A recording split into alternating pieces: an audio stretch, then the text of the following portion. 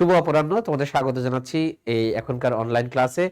উচ্চ মাধ্যমিক শ্রেণীর শিক্ষার্থীদেরকে, বিজ্ঞান শাখার শিক্ষার্থীদেরকে তাদের রসায়নের অনলাইন ক্লাসে স্বাগত জানাচ্ছি। আমি মোহাম্মদ মিজানুর রহমান, সহকারী অধ্যাপক রসায়ন, রাজশাহী কলেজ। আমি আগের ক্লাসটিও আমি কন্ডাক্ট করেছিলাম, সেটি ছিল চ্যাপ্টার 3 এর লাস্ট ক্লাস। আজকে আমরা চ্যাপ্টার 4 শুরু করতে যাচ্ছি, বেশ বড় একটি চ্যাপ্টার। এটির নাম হচ্ছে রাসায়নিক পরিবর্তন। কেমিস্ট্রি আসলে এগুলি ডিল করে আমাদের চারপাশে যে চেঞ্জগুলো হচ্ছে, কেমিক্যাল বা ফিজিক্যাল যে চেঞ্জগুলো হচ্ছে, সেগুলা চেঞ্জ করে নতুন কি তৈরি হচ্ছে বা আদৌ সেই চেঞ্জগুলো হচ্ছে কিনা, সেই জিনিসগুলো আমরা স্টাডি করি রাসায়নিক পরিবর্তন চ্যাপ্টারে। তোমরা এই স্লাইডে একটু আমি দেখো, খেয়াল করো, তাহলে বুঝতে পারবে আমাদের এখানে যে প্রতিনিয়ত যে রিয়াকশনগুলো হচ্ছে, সকল বিক্রিয়া কিন্তু সমান সমান গতিতে সংঘটিত হয় না।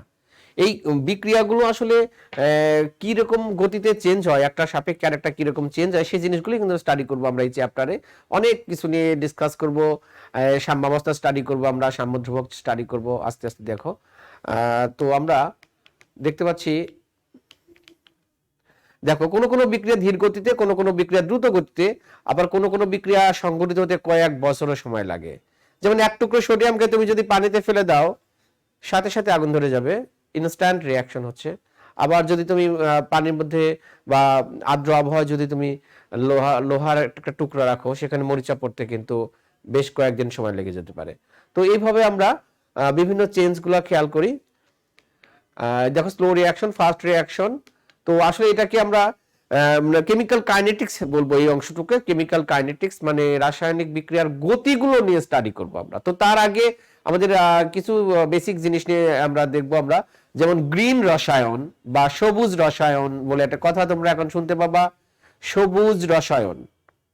তাহলে সবুজ রসায়ন ছাড়া অন্য রসায়নগুলো কি রসায়ন? তাহলে মানে নর্মাল কেমিক্যাল, মানে কেমিস্ট্রিতে যে রিয়াকশন গুলো আমরা স্টাডি করি, সেটা হচ্ছে তোমার সাধারণ রসায়ন।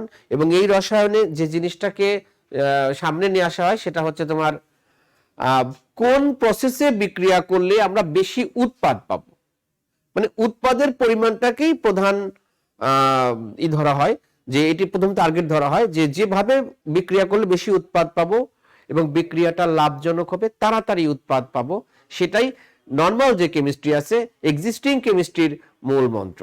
বাট এটা করতে, এই জিনিসটি করতে গিয়ে দেখা গেছে আমরা যে সকল বিক্রিয়ার যে ডিজাইন আছে, যে সকল রিয়াক্টেন্টস আমরা ইউজ করছি, সেই রিয়াক্টেন্টস গুলা হেলথের জন্য হ্যাজার্ডাস কিনা, তারপরে তোমার পরিবেশের জন্য ক্ষতিকর কিনা, টেকসই পরিবেশের টেকসই উন্নয়নের জন্য বাধা স্বরূপ কিনা, এই জিনিসগুলো কিন্তু খেয়াল করা হতো না। এবং আরেকটি বিষয় ছিল, সেটি হচ্ছে একটা বিক্রিয়ায় কিন্তু সমস্ত বিক্রিয়কের পুরাটাই উৎপাদে পরিণত হয় না।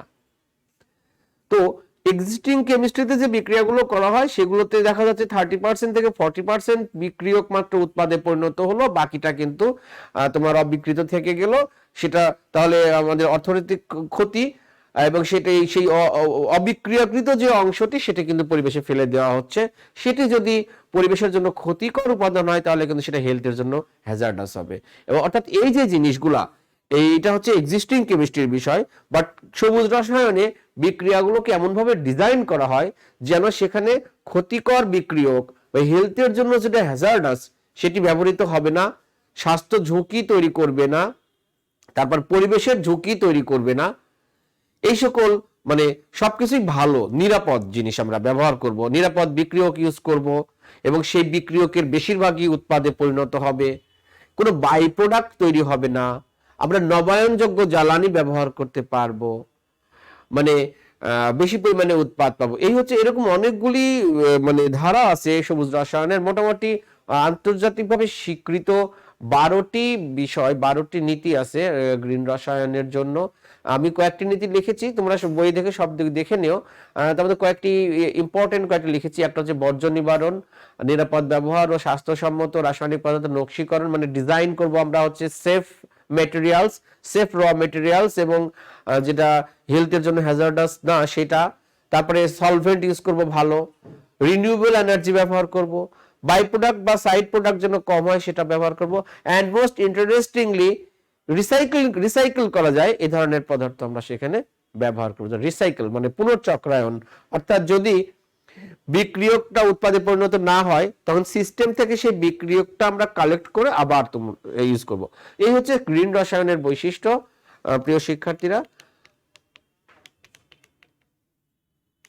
তো আরেকটা জিনিস এখানে খেয়াল করো, অ্যাটম ইকোনমি বলে একটি কথা তোমরা দেখতে পাবা। অ্যাটম ইকোনমি, অ্যাটম ইকোনমি হচ্ছে কোনো বিক্রিয়ায় কাঙ্ক্ষিত উৎপাদের মোট ভর এবং বিক্রিয়াটিতে ব্যবহৃত সকল বিক্রিয়কের সংকেত ভর অথবা মানে মোট উৎপাদের ভরের সমষ্টির অনুপাতকে বলা হয় অ্যাটম ইকোনমি। আমি একটু লিখছি, দেখো একটু লিখছি। অ্যাটম ইকোনমি হচ্ছে, দেখো মনে করা হলো এ প্লাস বি, এই বিক্রিয়া করে তুমি সি প্লাস ডি পেলা। তোমার সাপোজ তোমার জন্য কাঙ্ক্ষিত উৎপাদ হচ্ছে কার্বন, তুমি চাবে সবসময় কার্বনের পরিমাণ যেন বেশি হয়, এই বিক্রিয়াটি থেকে কার্বন বেশি পরিমাণে পাও। এবং যত বেশি পরিমাণে অ্যাটম ইকোনমিতে আমরা এই আমাদের যে কাঙ্ক্ষিত উৎপাদের পরিমাণ এটা প্রায় 75 থেকে 90% যদি হয় তাহলে সেটা গ্রিন রসায়নের সাপোর্টকারী বিক্রিয়া। যেমন আমি এই বিক্রিয়াটা দেখাচ্ছি, দেখো পটাশিয়াম ক্লোরেট থেকে কি হয়, পটাশিয়াম ক্লোরাইড প্লাস অক্সিজেন হয়। এখানে ম্যাঙ্গানিজ ডাই অক্সাইড প্রভাবক ইউজ করি আমরা। যদি বিক্রিয়াটা আমরা দেখি তাহলে এখানে 2 অণু যদি দিই, এখানে 2 তাহলে 3, লুক এট দিস।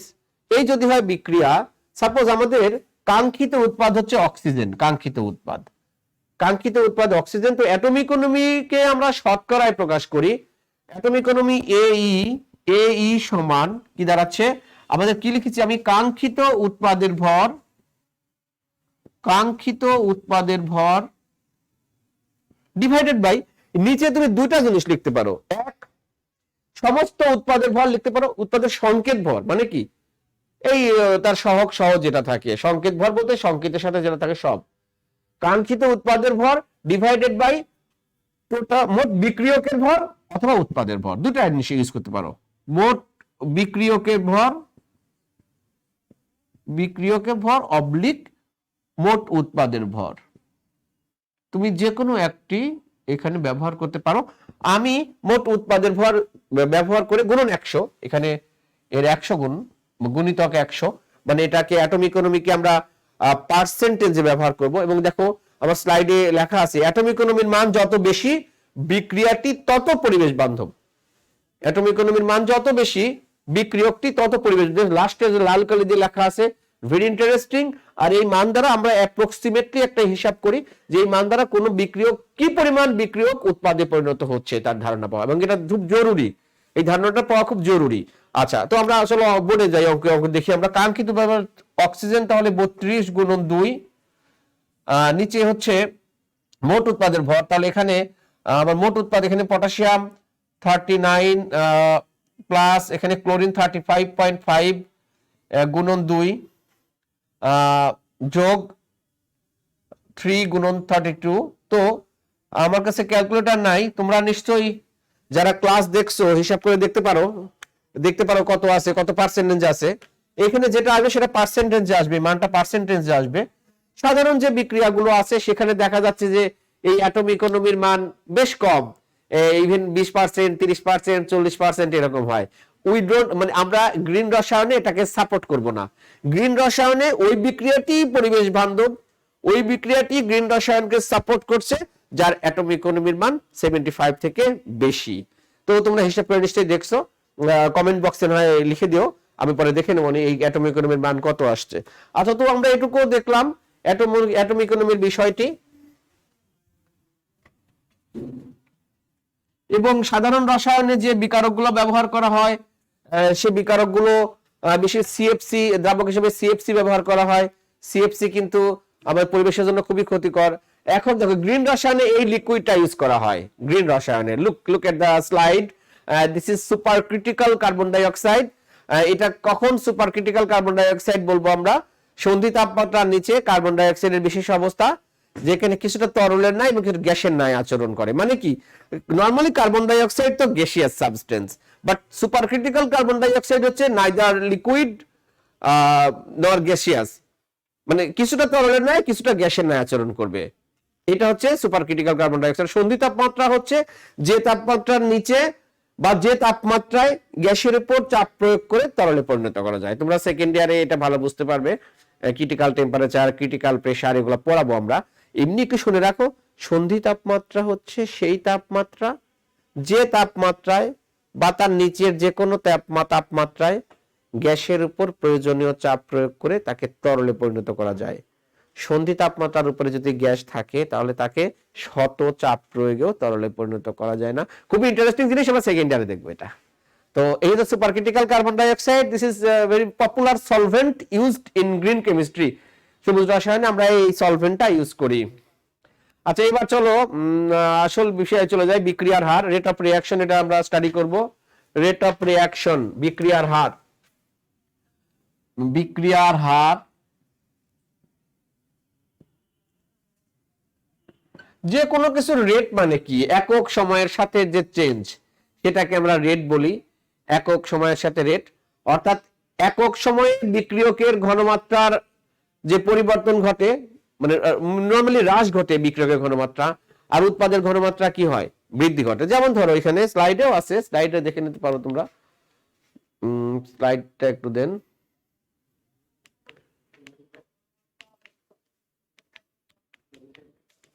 আচ্ছা, আমি দেখাচ্ছি যে বিক্রিয়ার হার হচ্ছে বিক্রিয়ক বা উৎপাদের ঘনমাত্রার পরিবর্তন আর ওই পরিবর্তনে ব্যয়িত সময়। ভেরি সিম্পল থিং এটা। আমরা এখন যে কোনো একটা বিক্রিয়া নিয়ে কাজ করব, যে কোনো একটা বলে দেন, যে কোনো একটা বিক্রিয়া নিয়ে কাজ করব। এ থেকে বি, ধরো এই বিক্রিয়া মনে করলাম আমরা T1 সময়ে বিক্রিয়কের ঘনমাত্রা C1 এবং কিছু সময় পরে T2 সময়ে বিক্রিয়কের ঘনমাত্রা কমে যেয়ে C2 হলো, কমে গেল কিন্তু, অর্থাৎ C1 থেকে C2, যেখানে C2 লেস দেন C1। আচ্ছা, তাহলে T2 মাইনাস T1 সময়ে ঘনমাত্রার চেঞ্জ C2 মাইনাস C1, বা DT সময়ে ঘনমাত্রার পরিবর্তন DC মাইনাস DC, DT সময় মাইনাস DT। অতএব একক সময়ে পরিবর্তন, এটা DT সময় হয়, তাহলে মাইনাস DC বাই DT। অর্থাৎ DC minus DC by DT মানে কি? বিক্রিয়কের ঘনমাত্রার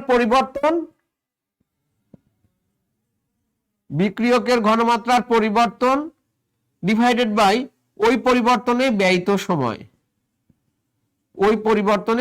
সময়। তাহলে এটাও কিন্তু বিক্রিয়ার হার। রেট অফ রিঅ্যাকশন বিক্রিয়ক দিয়ে দেখলাম আমরা। তো এইটা সিমিলারলি আমরা যদি উৎপাদ দিয়ে করি তাহলে কি হচ্ছে দেখো। উৎপাদ দিয়ে যদি করি আমরা, তাহলে T1 সময়ে যদি উৎপাদের ঘনমাত্রা x1 হয়, x1 মোল পার লিটার, অবশ্যই মোল পার লিটার। T2 সময় ধরো x2, তাহলে উৎপাদের ঘনমাত্রা ক্রমান্বয়ে বাড়ে টাইমের সাথে সাথে। তাহলে এখানে কি হবে? x2 মাইনাস x1, তাহলে এখানে হবে dx, আর এখানে হবে dx বাই dt। তাহলে এখানে কি লিখবো আমরা? এখানে লিখবো উৎপাদের ঘনমাত্রার পরিবর্তন, ওই পরিবর্তনে ব্যয়িত সময়। উৎপাদের ঘনমাত্রার পরিবর্তন, ওই পরিবর্তনে ব্যয়িত সময়। সো প্রিয় শিক্ষার্থীরা, তাহলে আমরা দেখতে পাচ্ছি বিক্রিয়ার হারকে আমরা দুই ভাবে প্রকাশ করতে পারি, একটা বিক্রিয়ক দিয়ে আর আরেকটা হচ্ছে উৎপাদ দিয়ে। Look the graph. এরকম যদি হয়, এই পাশে যদি ঘনমাত্রা হয় বা কনসেন্ট্রেশন, ওয়াই এক্সিসে কনসেন্ট্রেশন আর এক্স এক্সিসের সময়, তাহলে দেখো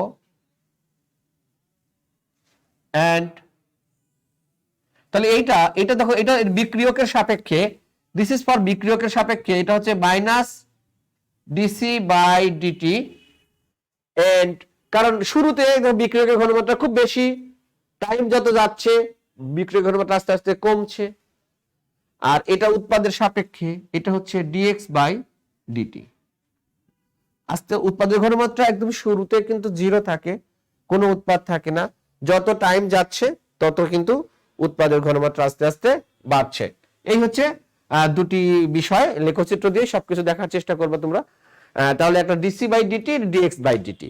উৎপাদের সাপেক্ষে বিক্রিয়কের সাপেক্ষে, তাহলে দুটিই কিন্তু বিক্রিয়ার হার। সো রেট অফ রিঅ্যাকশন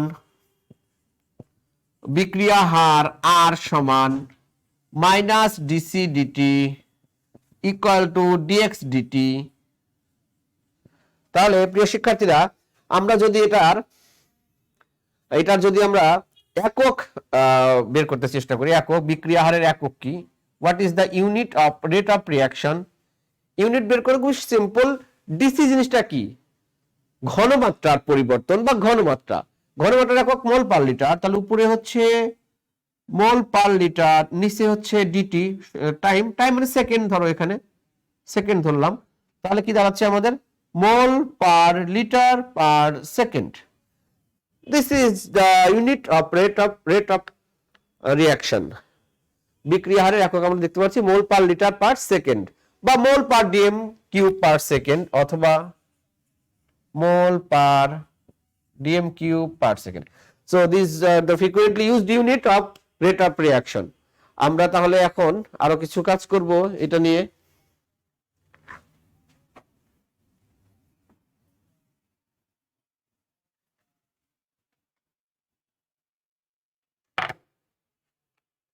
দেখো,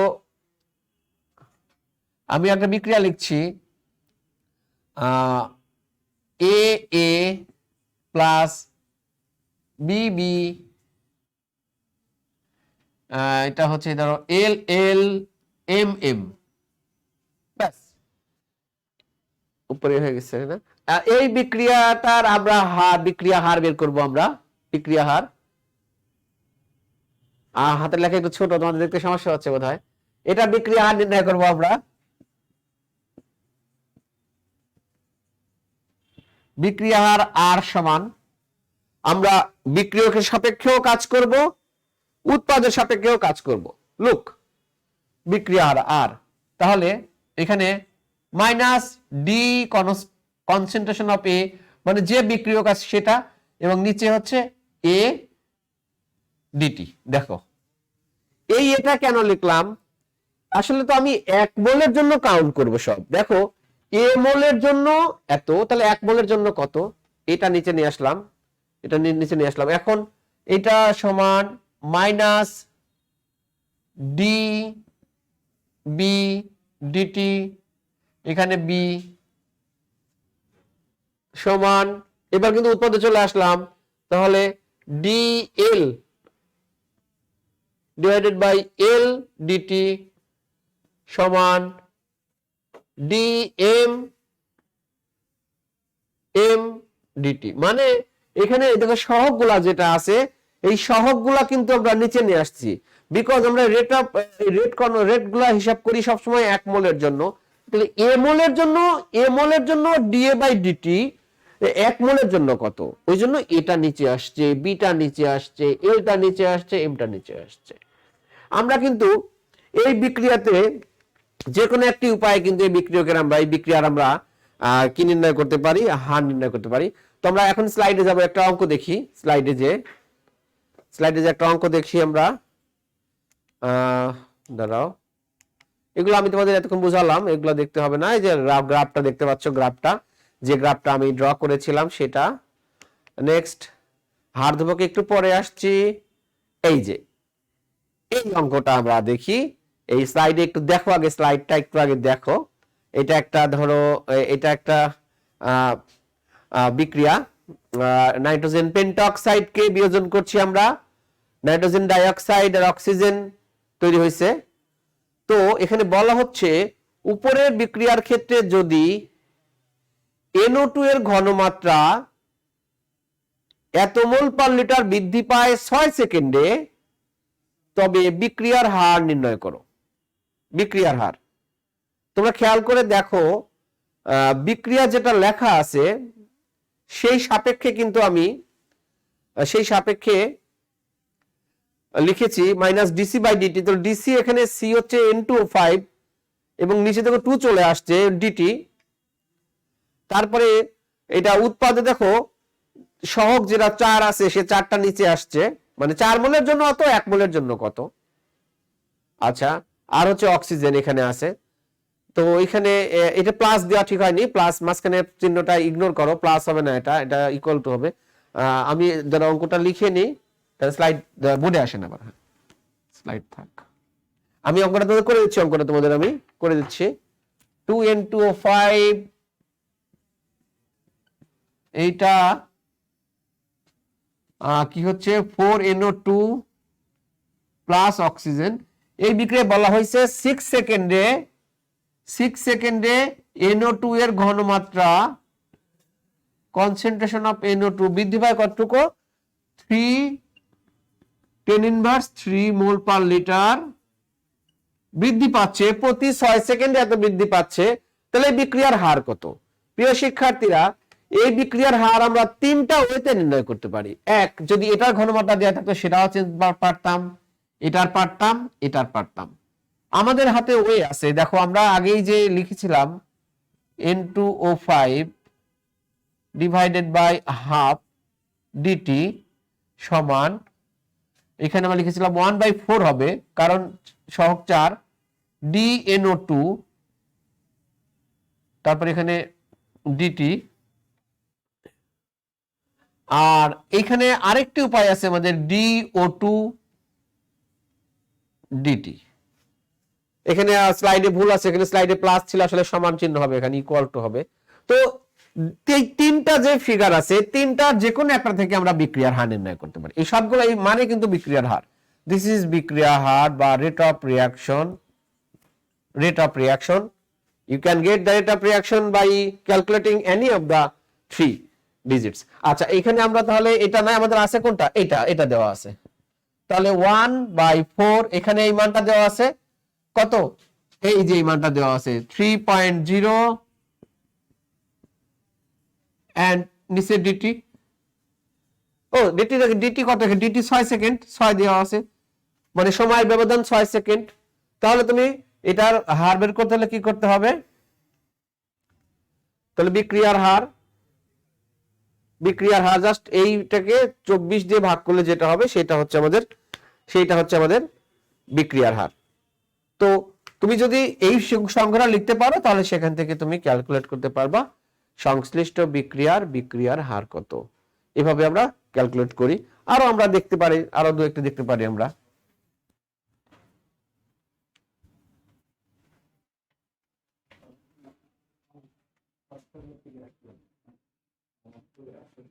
যদি সিমিলারলি এরকম কাহিনী ঘটে, যেমন ধরো N2, আমাদের খুবই জনপ্রিয় বিক্রিয়া হেবার পদ্ধতিতে অ্যামোনিয়া তৈরির বিক্রিয়া, এটা হচ্ছে অ্যামোনিয়া তৈরির বিক্রিয়া। এখন যদি বলা হয় যে এখানে হাইড্রোজেনের ঘনমাত্রা 10 সেকেন্ডে 2.5 এত মোল পার ডিএম কিউব, এটা একটা ঘনমাত্রার আরেকটা ইউনিট, মোল পার ডিএম কিউব হ্রাস পায়, তাহলে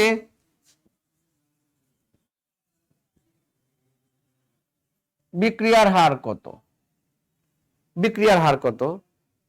তো একই ঘটনা, কিন্তু দেখো হাইড্রোজেনের ক্ষেত্রে এখানে দেওয়া আছে, তাহলে N2 আমরা কি লিখতে পারি এই বিক্রিয়ার ক্ষেত্রে, DN2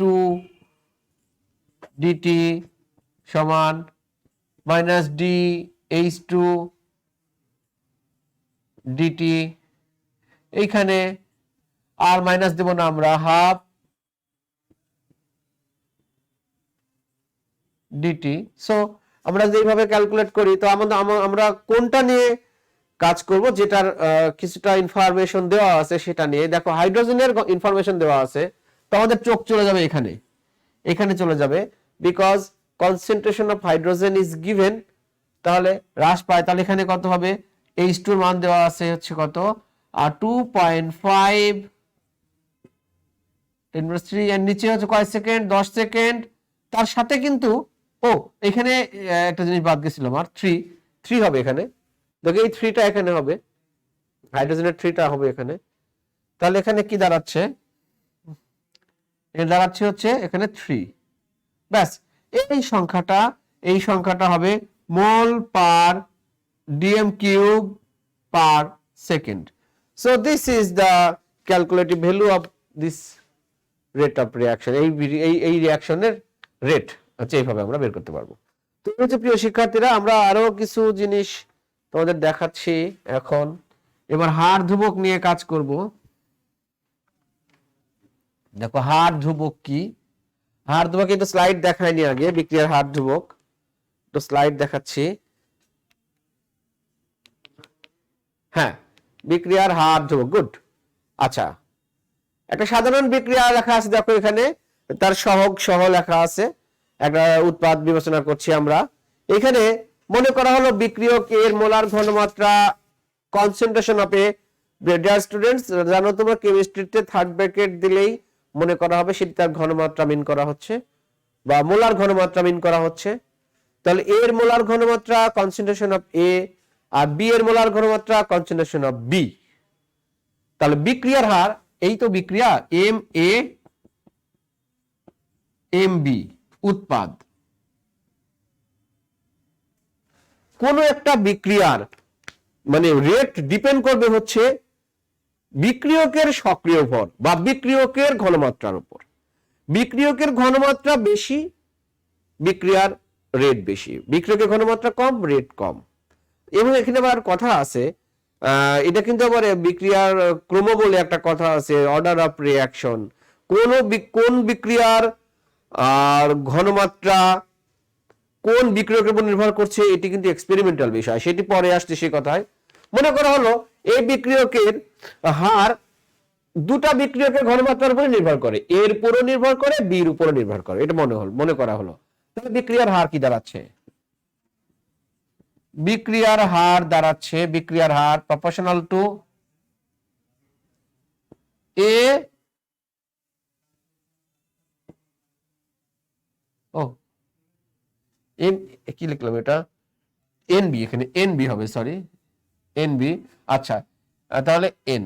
দেখো প্রিয় শিক্ষার্থীরা, বিক্রিয়ার হার আমি লিখলাম এর ঘনমাত্রার উপরও নির্ভরশীল, সিমিলারলি বির ঘনমাত্রার উপরও নির্ভরশীল। এখানে তাদের যে সহগটা আছে সেই সহগটা সূচকে পরিণত হবে, সূচক হয়ে গেছে, ঘাতে পরিণত হয়েছে, যে সহগ থাকবে সেটা সূচকে পরিণত হবে। আচ্ছা, তাহলে বিক্রিয়ার হার আমরা আরো আগে লিখতে পারি আর proportional to C A C B, এভাবে লেখা যায়, concentration of A concentration of B, এভাবে আমরা লিখতে পারি।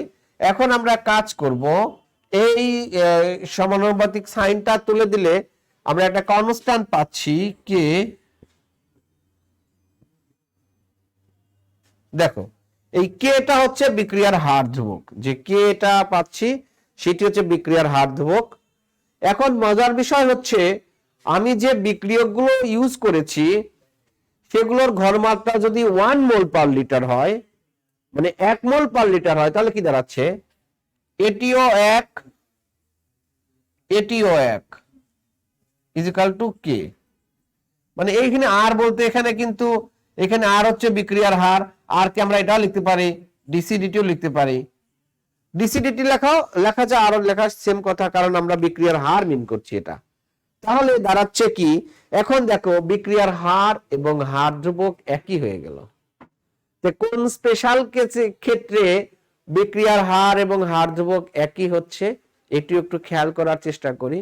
যখন কোন বিক্রিয়ায় একক ঘনমাত্রার বিক্রিয়ক ব্যবহার করছি আমরা, একক ঘনমাত্রার বিক্রিয়ক ব্যবহার করলে সেই বিক্রিয়ার হারকেই বলা হয় হার ধ্রুবক। অর্থাৎ একক ঘনমাত্রা বিশিষ্ট বিক্রিয়কের বিক্রিয়ার হারকেই হার ধ্রুবক বলে। অর্থাৎ এখানে বিক্রিয়ার হারও যে কথা, হার ধ্রুবক একই কথা। কখন? যদি তাদের মোলার ঘনমাত্রা 1 মোল পার লিটার হয়। বাট যদি তাদের মোলার ঘনমাত্রা 1 না হয় তাহলে কিন্তু আমাদেরকে ফাইন্ড আউট করতে পারবো। আমরা ফাইন্ড আউট করা খুব সহজ, আমরা এই ধরনের একটি অঙ্ক দেখেই অন্যদিকে চলে যাব। যেমন ধরো যদি বলা হয় এই একটি ধরো বিক্রিয়া এ প্লাস বি উৎপাদ বলা হলো এখানে প্রতিটি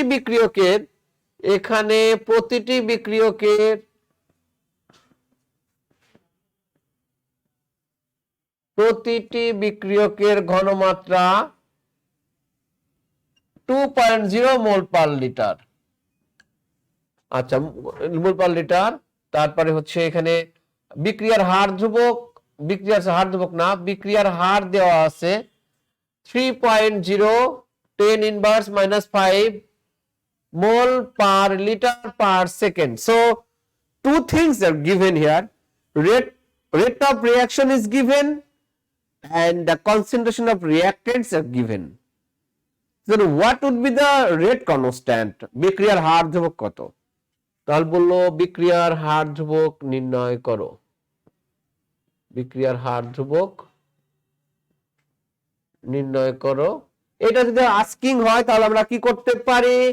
আমরা করতে পারি যে মাইনাস ডিসি ডিটি সমান কে ইন্টু সিএ ইন্টু সিবি। এটা আমরা লিখতে বললাম, আমরা কিছুক্ষণ আগে লিখেছিলাম এই ধরনের কথা। তখন অবশ্য থার্ড ব্র্যাকেট দিয়ে লিখেছিলাম, এখন থার্ড ব্র্যাকেট দিয়ে নাই। তাহলে আমাদের দেখো এইটা দেওয়া আছে, এটা কোনটা? বিক্রিয়ার হার, এটা দেওয়া আছে। তারপরে this is given what would be K. তাহলে কে সমান minus DC DT divided by CA into CB. So this way you can find rate constant. এটা হচ্ছে কত? CA2 into 2. ব্যাস, এইভাবে কিন্তু তুমি যে কোনো একটা বিক্রিয়ার হার ধ্রুবক নির্ণয় করতে পারো। কোন ক্ষেত্রে? যদি বিক্রিয়ার হার আর বিক্রিয়কের ঘনমাত্রাগুলো দেওয়া থাকে তখনই তুমি বিক্রিয়ার হার ধ্রুবক নির্ণয় করতে পারবা প্রিয় শিক্ষার্থী। ওকে, আমরা এটা নিয়ে কাজ করলাম।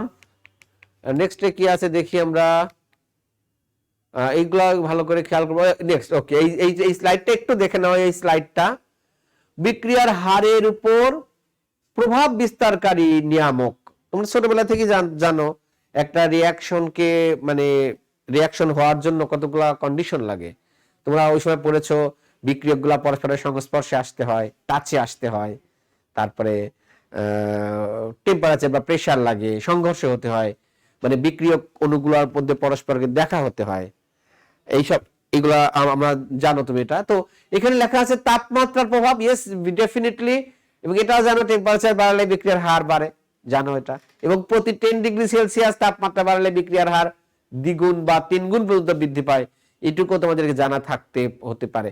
আচ্ছা, তাপমাত্রার প্রভাবের পরে আছে চাপের প্রভাব। হ্যাঁ, গ্যাসিয়াস বিক্রিয়ক যদি হয়, ধরো বিক্রিয়কগুলা গ্যাসিয়াস, উৎপাদ গ্যাসিয়াস, সেক্ষেত্রে চাপের প্রভাব থাকবে। কঠিন পদার্থের বিক্রিয়ার ক্ষেত্রে চাপের প্রভাব নাই, কারণ কঠিনের উপর চাপের কোনো প্রভাব থাকে না। নেক্সট আছে ঘনমাত্রার প্রভাব। ভেরি সিম্পল, ঘনমাত্রা বাড়ালে বিক্রিয়ার হার বাড়বে, কে না জানে এটা। বিক্রিয়কের প্রকৃতি, কি ধরনের বিক্রিয়ক নিয়ে কাজ করছি। Sometimes light, photo electric reaction যেগুলো আছে, লাইটের অ্যাবসেন্সে কিন্তু বিক্রিয়া ঘটবেই না। বিক্রিয়কের ঘনমাত্রা যতই থাকুক, যদি আলো না থাকে সেখানে বিক্রিয়া ঘটবে না। আমরা এই ধরনের বিক্রিয়া দেখব।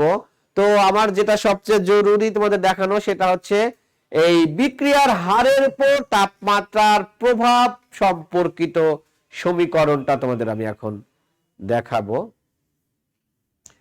বিক্রিয়া হারের উপর তাপমাত্রার প্রভাব জড়িত সমীকরণ।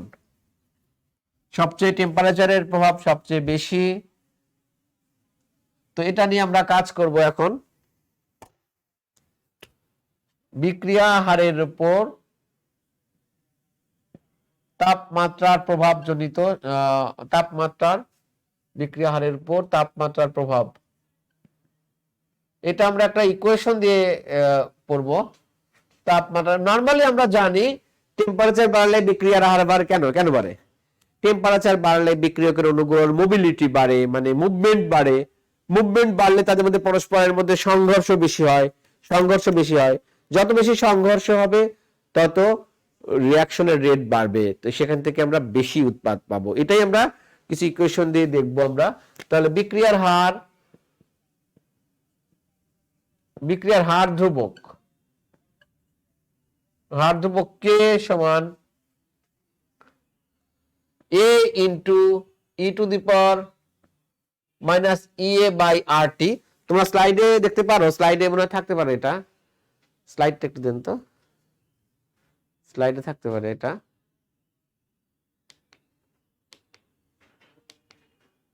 এই যে এখানে লাস্টে দেখো কে আরহেনিয়াস সমীকরণ, এর উপরে কিছু বিষয় আছে। এটা হচ্ছে আরহেনিয়াস ফ্যাক্টর। আরহেনিয়াস ফ্যাক্টর আসলে কিছুই না, এখানে যে কার্যকরী সংঘর্ষ হচ্ছে, অর্থাৎ অণুগুলা পরস্পরের কাছে আসার ফলে তাদের গতিশীলতার ফলে যে কার্যকরী সংঘর্ষ হচ্ছে, আর কয়েকটি বিষয় মিলে হচ্ছে এই আরহেনিয়াস ফ্যাক্টর। আর কে হচ্ছে বিক্রিয়ার হার ধ্রুবক। আর ইএ যেটা আছে, ইএটা হচ্ছে সক্রিয়ণ শক্তি, বিক্রিয়ার সক্রিয়ণ শক্তি। আর হচ্ছে মোলার গ্যাস ধ্রুবক, মোলার গ্যাস ধ্রুবক। আর টি হচ্ছে কেলভিন তাপমাত্রা, কেলভিন তাপমাত্রা। So this is our reaction. আবার রিঅ্যাকশনটা আমি লিখি, হার ধ্রুবক সমান A into EA by R T. This is called Arrhenius equation. তুমি এই ইকুয়েশন দেখে খুব একটা বুঝতে পারবে না। আমরা একটু সরলীকরণ করি, আমরা কিছু ম্যাথস করে রিঅ্যাকশনটা সরলীকরণ করি।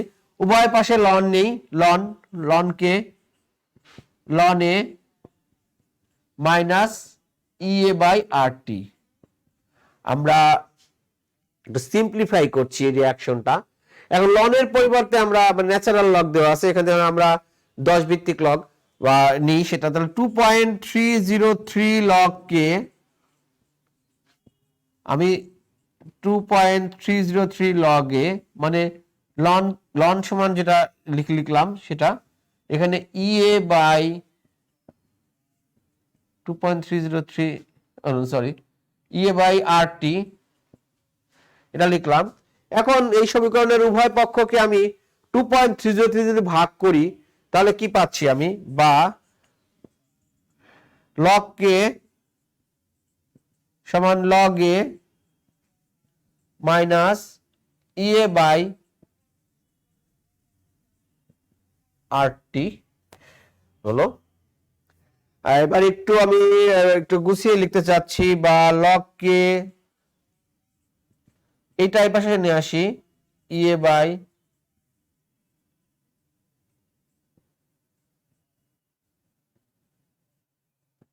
প্রিয় শিক্ষার্থীরা, ইকুয়েশন মানে যেটা প্রতিপাদন সেটি অত গুরুত্বপূর্ণ বিষয় না, তা একটু দেখে রেখো। এইটা হচ্ছে আমাদের মূল সমীকরণ, মূল সমীকরণ এটি, লগ কে সমান minus EA by 2.33 R 1 by T. তো এটা সেই সমীকরণ দেখতে কেমন, এটাকে উপরে লিখবো।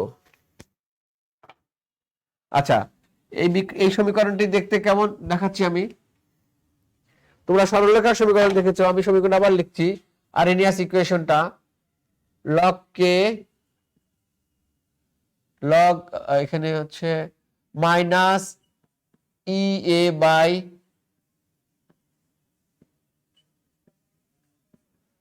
প্লাস লগ এ,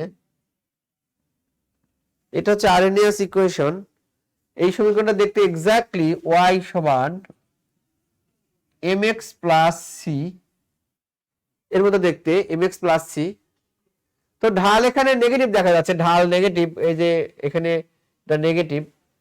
তাহলে আমাদের সমীকরণটা কেমন হবে, মূল বিন্দুগামী সরলরেখা না এটা, কারণ কর্তিত অংশ আছে, কনস্ট্যান্ট আছে। তাহলে রিঅ্যাকশন মানে আমাদের গ্রাফটা দেখতে এরকম হবে। আমাদের লেখচিত্র ড্র করতে চাই, তাহলে ওয়াই এক্সিসে কি, ওয়াই এক্সিসে লগ কে, অর্থাৎ হার ধ্রুবকের লগারিদম। লগ কে ওয়াই এক্সিসে, look log K, and X এক্সিসে এক্স হচ্ছে কোনটা, 1 বাই টি, টেম্পারেচারের নেগেটিভ টেম্পারেচার নেগেটিভ। আর এখানে তাহলে দেখো ঢাল যেহেতু নেগেটিভ, তাহলে ইকুয়েশনটা মানে গ্রাফটা এরকম হবে। গ্রাফটা যদি এরকম হয় তাহলে দেখো এটা পি যদি হয়, এটা যদি কিউ হয়, এটা যদি আর হয়, তাহলে এটা থিটা হয়, তাহলে এটা কি দাঁড়াচ্ছে, ঢাল সমান P Q by Q R সমান থিটা, মানে ঢাল। তো এখানে ঢাল, এটা ঢাল, ঢাল সমান এখানে দাঁড়াচ্ছে এই যে minus E A by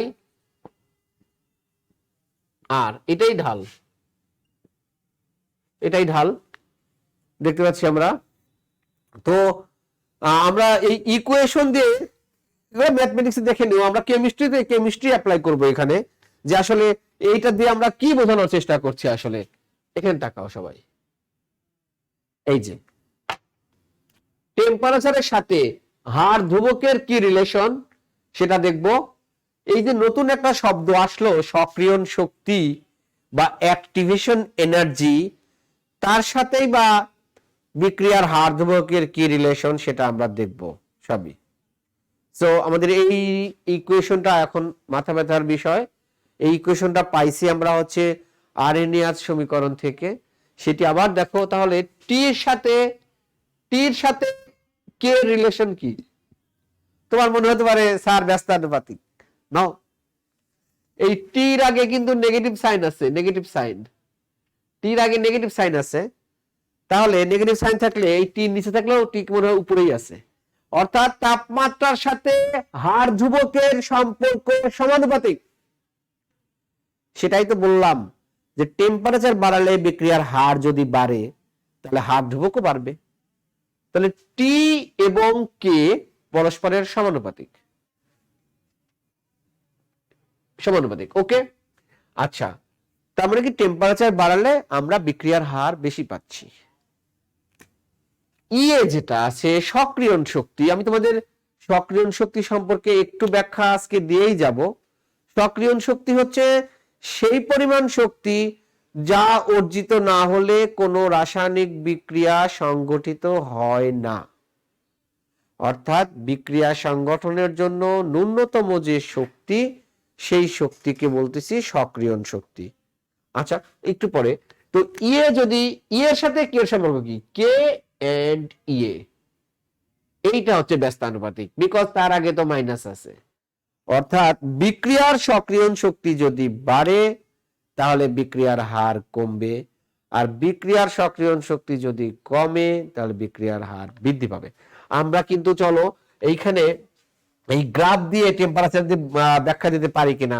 one x axis বরাবর দেখো, এক্স এক্সিসে যদি 1/t বাড়ে, 1/t যদি বাড়ে তার মানে টেম্পারেচার কমে, 1/t বৃদ্ধি পাওয়া মানে টেম্পারেচার কমা। তাহলে এই টেম্পারেচারে সাপোজ বিক্রিয়ার হার এখানে এই টেম্পারেচারে আমি টেম্পারেচার একটু কমাই দিলাম, মানে 1/t বাড়াচ্ছি তো, তার মানে টেম্পারেচার কমাচ্ছি। সাপোজ টেম্পারেচার কমাই দিলাম এখানে, দেখো টেম্পারেচার কমাই দিলে বিক্রিয়ার হার কোথায় চলে আসতেছে? বিক্রিয়ার হার নিচে চলে আসতেছে। এই টেম্পারেচারে বিক্রিয়ার হার অনেক বেশি ছিল, হার ধ্রুবক ইনফ্যাক্ট। যেই টেম্পারেচার কমাই দিলাম মানে কি 1/t বৃদ্ধি করলাম মানে টেম্পারেচার কমাই দিলাম, বিক্রিয়ার হার তখন কমে গেল। তো টেম্পারেচার কমালে যদি বিক্রিয়ার হার ধ্রুবক কমে তাহলে টেম্পারেচার বাড়ালে হার ধ্রুবক বাড়বে, যেটা কিনা আরএনএয়ার সমীকরণকে সাপোর্ট করছে।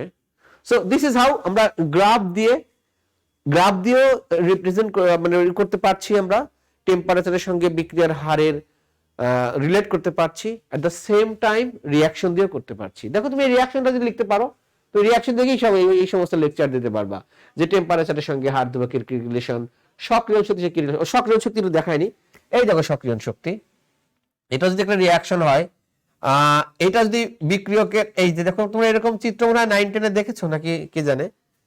এই শক্তিটুকু হচ্ছে, এই যে শক্তিটুকু, এই শক্তিটুকু হচ্ছে সক্রিয়ণ শক্তি। কিসের সক্রিয়ণ শক্তি? বিক্রিয়ার সক্রিয়ণ শক্তি।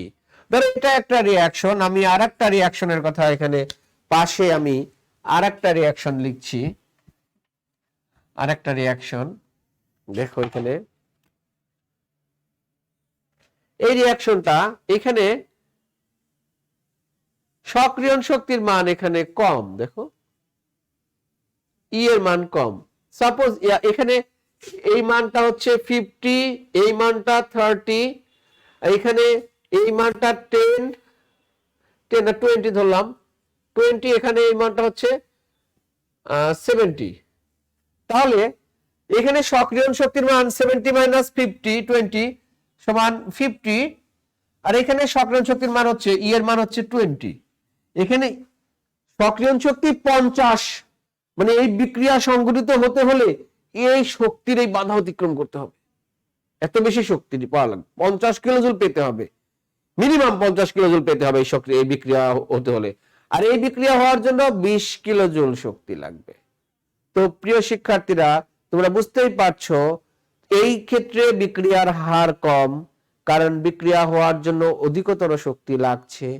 আর এই ক্ষেত্রে বিক্রিয়ার হার বেশি, কারণ বিক্রিয়া সংঘটিত হওয়ার জন্য অত শক্তি লাগছে না। তাহলে আমরা বুঝতে পারলাম সক্রিয়ণ শক্তি কিন্তু বিক্রিয়ার রেটটা ঠিক করে দেয় অনেকাংশেই। সেই বিক্রিয়া স্লোয়ার ঘটবে না ফাস্টার ঘটবে, এটা substantially decided by the activation energy of the reaction. ওই বিক্রিয়ার সক্রিয়ণ শক্তি দ্বারা ঠিক। আমরা সক্রিয়ণ শক্তি কি কি ফ্যাক্টর দ্বারা হয় সেটা আমরা ভবিষ্যতে আরো দেখব। তো তোমাদের আরএনএস ইকুয়েশন নিয়ে আর একটু কাজ আমার আছে বাকি। আমি তো এটা একটা নির্দিষ্ট টেম্পারেচারে আরএনএস ইকুয়েশন, আর এর কথা হয়তো কেউ আমাকে জিজ্ঞেস করতে পারো কমেন্ট বক্সে, আরটা কি? আরটা মোলার গ্যাস ধ্রুবক বা সার্বজনীন গ্যাস ধ্রুবক। আমাদের এই তো আর এর সঙ্গে দেখা হলো, এরপর হতেই থাকবে।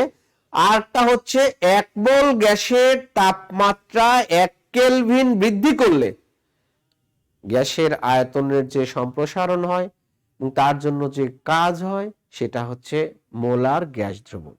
মানে এটা একটা amount of work done, amount of work done by 1 mole of gas due to its expansion when it is raised to 1 degree Kelvin temperature। যখন 1 ডিগ্রি টেম্পারেচার বাড়ানো হবে তখন গ্যাসের টেম্পারেচার বাড়লে কি হয়? গ্যাস এক্সপানশন হয়। ফিজিক্সে কি বলে? বল গুণন সরণ সমান কাজ। তো সরণ হচ্ছে, কাজ হচ্ছে, দিস ইজ কল্ড আর। আমরা আরো বিস্তারিত স্টাডি করব সেকেন্ড ইয়ারে। আর এর মানে টি ফর কেলভিন টেম্পারেচার, টি। তো আমরা এখান থেকে কিন্তু ঢালের মান যদি দেওয়া থাকে সেখান থেকে বিক্রিয়ার সক্রিয়ণ শক্তি নির্ণয় করতে পারি। তো আরেকটি জিনিস তোমাদের দেখাই একটু, যদি দুটো ভিন্ন ভিন্ন টেম্পারেচারে তোমার কে এর মান দেওয়া থাকে, এই আমি একটু দেখাই, দেখো এই কে, ধরো K1 T1 টেম্পারেচারে হার ধ্রুবক K1 আর কে এইখানে দেখো EA 2.303 আর এটা হচ্ছে T2 টেম্পারেচারে হার ধ্রুবক K2। এগুলো সব ঠিকই আছে, log 1 log K log 8 ঠিকই আছে। দুটা ভিন্ন টেম্পারেচারে, অর্থাৎ T1 তাপমাত্রায় এটা, T2 তাপমাত্রায় এটা। আমরা যদি এটাকে সমীকরণ 1 দেই, and this is for equation number 2, and if we deduct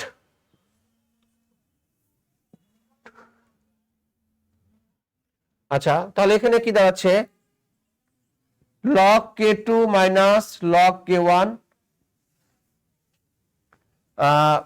তাহলে এখানে এটা মাইনাস চলে যাবে, আর এখানে EA by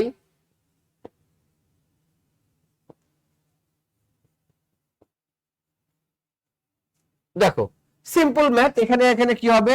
log K2 by K1, আর এখানে হবে EA বাই, আমরা পরের ক্লাস যদি আমি নেই তাহলে কিছু ম্যাথ করাতাম তোমাদের। এইটা হচ্ছে, আমি একটা ইকুয়েশন দেখাচ্ছি, দেখো যেমন ধরো এইখানে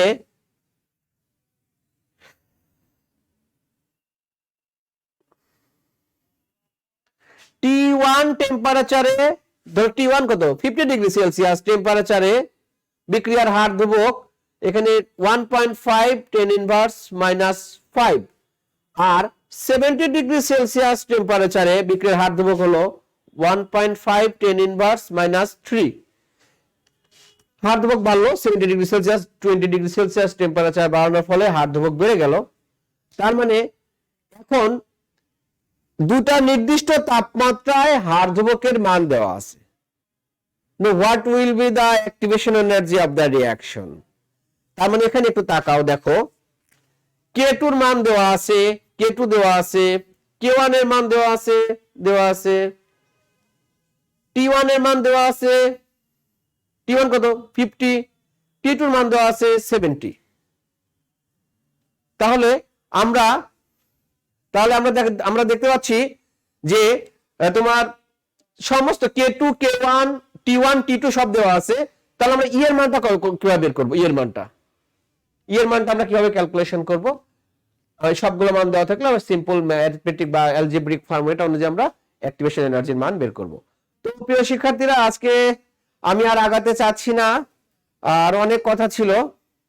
ইনশাআল্লাহ তোমাদের সাথে যখন অফলাইনে ক্লাস হবে তখন আরো বিস্তারিত আলোচনা করব, এইগুলা ম্যাথমেটিক্স আমরা ক্যালকুলেশন করব।